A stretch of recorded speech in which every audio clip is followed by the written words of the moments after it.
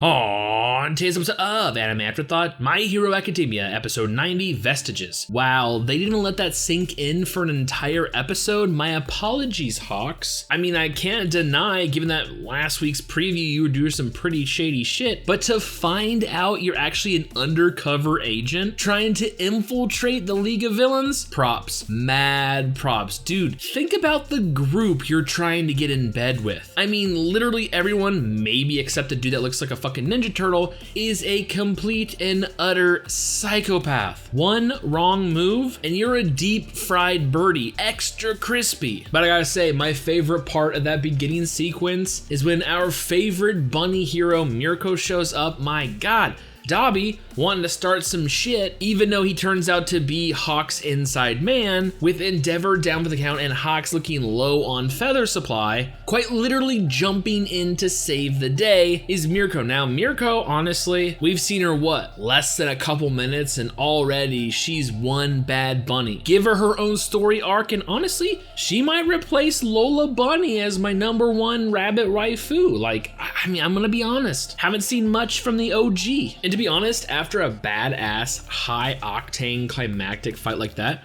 I'm actually really impressed that they decided to do a character upgrade, especially when it comes to the design. I mean, look at Endeavor. He actually is wearing, the fruits of his labor, the battle experience on his face. He's sporting a new scar, and it's very serendipitous that it happens to be over the same eye as Shoto. Speaking of Shoto, as well as the entire Endeavor clan, after a battle like that, even the #1 and 2 heroes needs a little bit of, rest and relaxation. Of course, Hawks is busy trying to James Bond his way into the League of Villains, even though Dobby is completely sus. Meanwhile, Endeavor decides to return home. Now, we know the family situation when it comes to Endeavor is tumultuous, to say the least. I mean, it is an arranged quirk marriage where it seems each and every child that wasn't Shoto was deemed a failure. And it looks like the eldest brother, Natsu, is just not having any of this dad of the year version of Endeavor. Like, I mean, dude, you put us through shit. Like, literally today, I just found out that Shoto likes soba. He was such your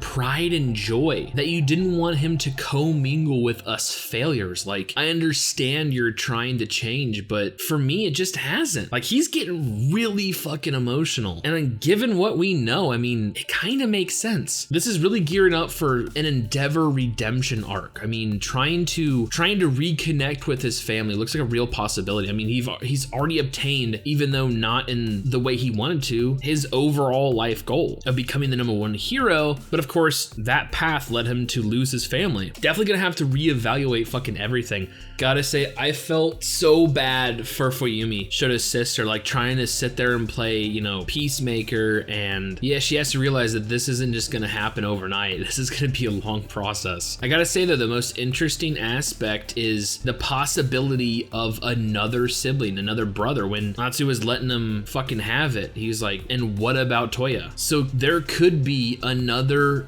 victim of Endeavor's non-stop pursuit of achieving the #1 hero position through his kids. I mean, like they said, look what happened to the other ones as they were deemed failures. They weren't even allowed to, talk to Shoto. Speaking of brothers, let's talk about Deku and One for All, right? This mysterious power. Ever since, I believe it was his battle with Shinzo, right? As he was trying desperately to activate any semblance, of fucking motor function, right? He was literally being mind controlled. And you see these shadowy figures in the corridor, and he was able to finally, move that pinky. We knew something was coming. We knew something huge was coming. Just the concept of the power alone made it seem like what we've seen so far has barely scratched the surface. And when we see Deku pass out and we see this lineup of previous wielders of One for All, I'm getting extremely excited. Starting with Nana Shimura, right? All Might's master and the one that gave him the power. And then you see this lineup of interesting figures, and even like 2 of them are completely shadowed out, just like Deku. Deku, I mean, he can't talk.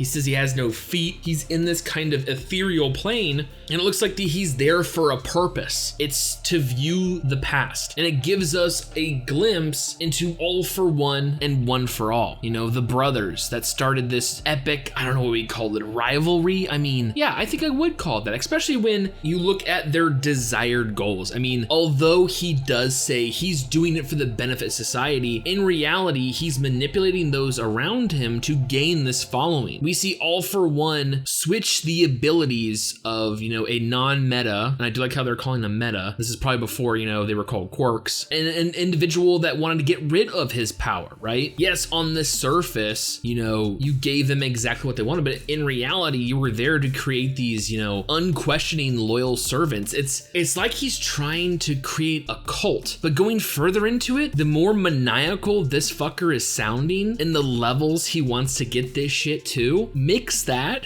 with the fucking manga they're talking about. Honestly, this dude sounded like he wanted to take over the entire fucking world. Like, see, he sounded like to become a fucking god or something. But I absolutely loved it. Like, brother, you gave up on this manga at volume 3. In the end, the hero comes to save the day. And then the brother's like, oh, no. Then it's not like the manga. Not everything goes according to the formula. I'm like, then why even use it as a fucking example, dude? Like, anyways, seeing Deku, you know, witness basically the beginning of that entire story, like, now we're cooking with gas. Like, that's pretty fucking badass. Last but not least, I want to talk about what One for All actually said to Deku. Now, I believe it was last season, we learned about the quirk singularity issue, right? That quirks are becoming so powerful generation after generation that eventually it'll be catastrophic, right? I think even someone said it was like the doomsday theory. When we're talking about Deku possessing One for All, a power that has been handed down, improved through 8 generations of quirk users, we could be talking about the most powerful quirk in existence. So when he brought up the fact that Deku, although he wanted to tell him more, could only do 20%, yet we're past the singularity point, does that have something to do with One for All being too powerful? That Deku has to be the final wielder, because if there was an attempt to pass the power along,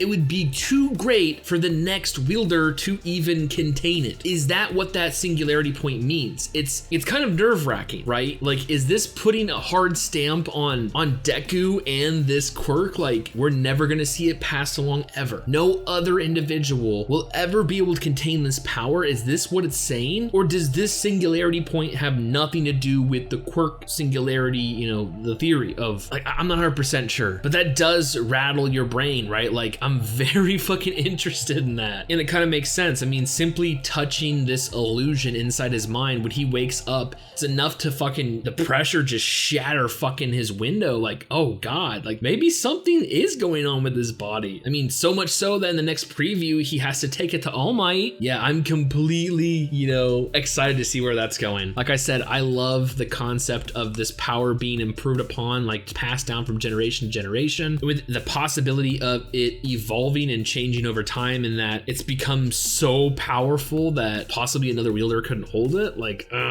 that's got me excited. That's got me really fucking excited. Anyways, I love today's episode. We're back in the thick of it. Like I said, apologies to Hawks. You're sus. I mean, you're sus. But I think having Mirko jump in was, you know, my favorite part. I don't know, I like bunny girls. Sue me. Anyways, with all that being said and more My Hero Academia next week, where we actually get to see them against, you know, Class 1B, I honestly cannot wait for future episodes.